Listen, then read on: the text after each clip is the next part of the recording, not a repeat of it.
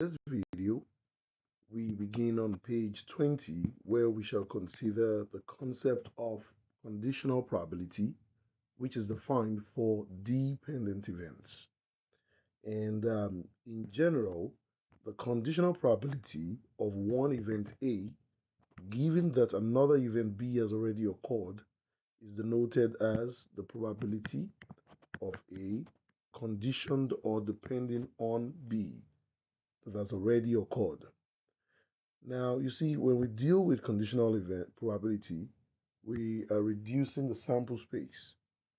In other words, if we look at a visual here, if we have the sample space associated with an experiment, and we first define an event B out of that sample space, well, if we're interested in the probability of another event A, given that B was already existing, then that definition or that probability to be computed will be computed as a fraction of the already existing event B.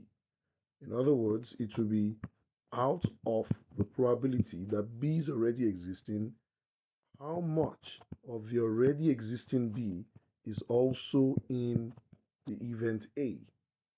This is how we define the probability of A given that B has already occurred. So let's throw a little bit more light with this example. Suppose we toss a fair six-sided die. Yes, that picture would look like this for the sample space S. And I want to identify the event B, first of all, for illustrative reasons, 2, 4, and 6. And then the event A, which seems to have an overlapping point with B. So I'm going to overlap A with B at the point where you have 2. And remember, we also have 3 in A, so I'm going to put 3 here. So in this context, we're told to find the probability of A given that B has already occurred. This will be taken as a fraction of the probability in B. So it is out of how many points you have in B, how many are also in A. So B and A. I like to write it in reverse in that way for instructional purposes. So you have out of B, how many points in total do we have in B? This is 3 out of what? 6. So you have 3 out of 6 on the bottom. Then how many are in A and B? In A and B, we have only 1 out of all the what? 6 possible outcomes, which is 1, 2, 3, 4, 5, 6. So you have 1 over 6, which is simply 1 over 3. What you might notice about this result is we could have computed it directly by counting the number of points in B, which is 3, and then saying how many do we have in A and B? Just 1. This is the sense in which we mean that conditional probability simply reduces the sample space. Rather than considering out of the total 6, we're only considering out of the 3 that are in the event that has already occurred. So 2 events are said to be independent. This is just reminding us of the opposite scenario. If the knowledge that one occurred does not affect the chance that the other occurred, this stands in contrast with what we have for the dependent events. As far as the mathematics of dependent events are concerned, we can also establish each of these following rules algebraically. So for instance, we note that if A and B were to be independent, let's consider one fact. Probability of A and B, the formula we have earlier, which is the probability of A and B divided by the probability of B. If A and B are independent, let me erase this. Okay, if A and B are independent events, independent A and B events, then what you have is that you have the probability of A multiplied by the probability of B. Remember, for independent events, you have the multiplication rule divided by the probability of B. And that tells us that this cancels out this, And so you have the conditional probability of A given B is equal to just the probability of A. In that way, we have derived one of the consequences of two independent events and how it applies or changes the structure of the formula defined for dependent events. In particular, I do want you to note that this formula holds for dependent events, whereas these guys or these events hold for independent events. All right, let's see another example. In this example, we are told that the smallpox dataset provides a sample of 6,224 individuals from the year 1780 to 1721 who were exposed to smallpox in Boston. Doctors at the time believed that inoculation, which involves exposing a person to the disease in a controlled form, could reduce the likelihood of death. Each case represents one person with two variables: inoculated, yes or no, and results, lived or died. So, looking at this table, as you might recall from previous modules, this is what we call a contingency table for summarizing two categorical variables. So, our interest here is to determine the probability that a person died from smallpox. Well, what is the probability that a person died from smallpox? That would involve looking at this line right here. So we have about 850 what cases, probability of just died from smallpox. That'll be number of people who died out of the number in the sample space. That'll be 850 out of 6224, same as 0.1366. I'd like to contrast question 1 with question 2. In question 1, we're simply dealing with direct probability counts based on relative frequency assessment method. On the other hand, we are to determine the probability that an inoculated person died from smallpox. So this person must have first been inoculated before we'll consider the probability that they also yet died from smallpox.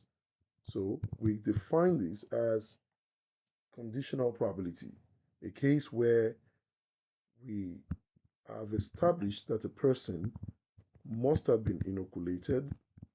Inoculated happens to be yes. So I have inoculated happens to be yes. And out of that group, what is the probability that that person died from smallpox? So this simply means that with conditional probability,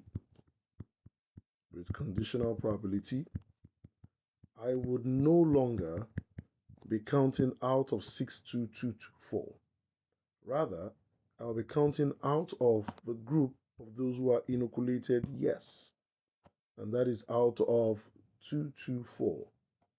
So out of 224,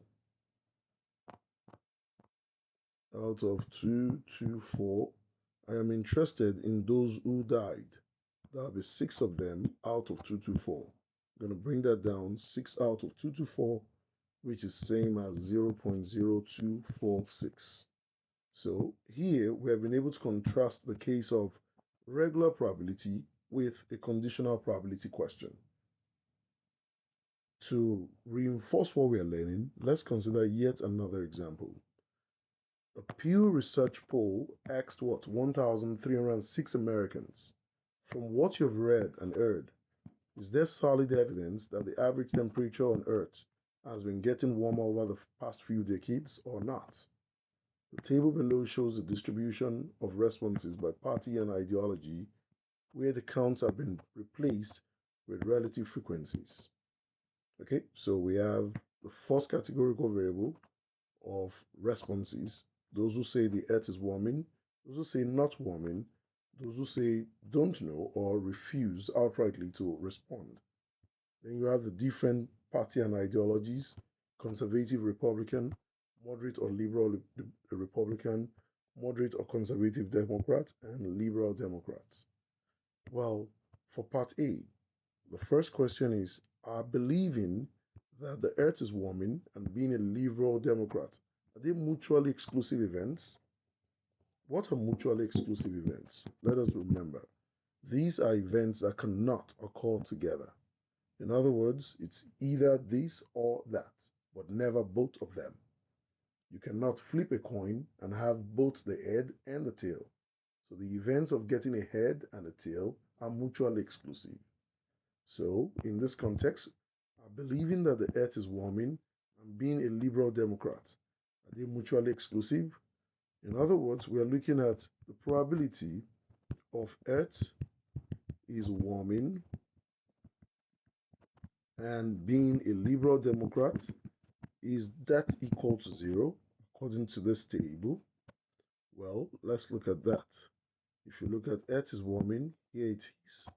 And if you look at liberal Democrat, here it is. Becomes obvious that we have about 18% who are both liberal Democrats and believing that the earth is warming. So this is actually equal to 0.18, which is not the same as zero. So these events, these events are not mutually exclusive. They can occur together, and in 18% of the population, both events what occurred together. These events are not mutually exclusive. All right, let's see the next example, the next question. What is the probability, P, that a randomly chosen respondent believes that the earth is warming or is a liberal Democrat? So warming or liberal Democrats. Immediately I see the or, it signals that I might need to use either some form of the general addition rule. So, depending on whether I have mutually exclusive events or not. In general, the general addition rule, though, says that you are talking about probability of warming